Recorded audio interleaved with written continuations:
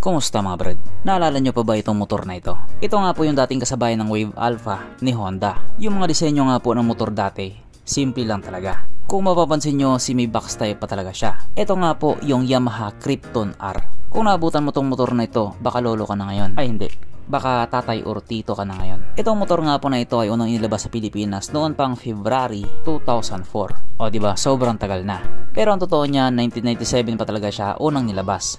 Doon nga lang sa ibang bansa. At siya nga po ay dating Yamaha T105 Krypton. At pagdating naman ng February 2004, sa Pilipinas naman siya nilabas. At naging Yamaha Krypton R na nga po siya. Siguro nga iniisip nyo, isa lamang itong ordinaryong pang daily commute na motor. Pero para naman doon sa may mga alam or isa sa mga nagmamayari ng ganitong motor, hindi po talaga basta-basta itong motor na ito. Mamaw din po siya. Ito nga po dati yung mga katapat ni Honda Wave Alpha, Kawasaki Aura, Honda Dream, at iba pang motor. Yan nga po yung mga panahon na yung motor talagang motor. I mean, kung ikukumpara mo kasi sa mga bagong labas ngayon, ang dami ng mga special features. Samantalang dati walang ganyan. Walang mga ABS, walang mga TCS. Kaya kapag sumemplang ka, matututo ka talaga. Nakakamiss nga po yung mga panahon na yon. Yung mga pormahan ng motor na semi-box type pa. Kahit ganyan lang yung itsura ng motor, pero ang angkas dyan, tig 5, 6. Pero mga motor ngayon, angkasan mo ng 3. Wala na, sira na agad. Bakit kaya hindi maglabas ulit si Yamaha or yung ibang mga brand ng mga ganitong motor? Paminsan-minsan kasi masarap din talaga magbalik tanaw. Yung tipong kahit anong abuso gawin mo sa motor mo, hindi talaga nasisira. Pero ngayon, kahit anong alaga mo sa motor mo, sira pa din. Pero ang tanong, nasaan na nga po itong motor na ito? Ang sagot, phase out na po siya.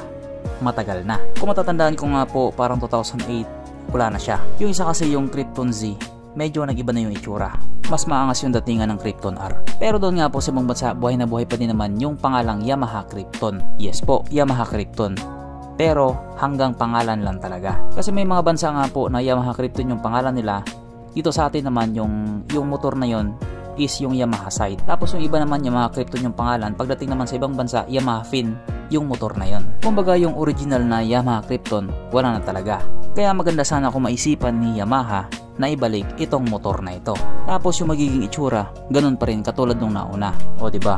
Mas magiging masaya. Kasi kung matatandaan nyo nga po dati, yung Honda Wave 100, finish out na nila yung design na ganyan. Tapos yung mga sumunod na lumabas, hindi na nagustuhan ng mga tao. Kaya ang ginawa nila, nag-request sila na ibalik yung dating itsura. O ibalik nga po yung ganitong design. At nangyari nga po yun. Binalik nila. O diba? Masaya sila. Kaya hanggang ngayon nga po, yung ganyang itsura ng Honda Wave, buhay pa rin.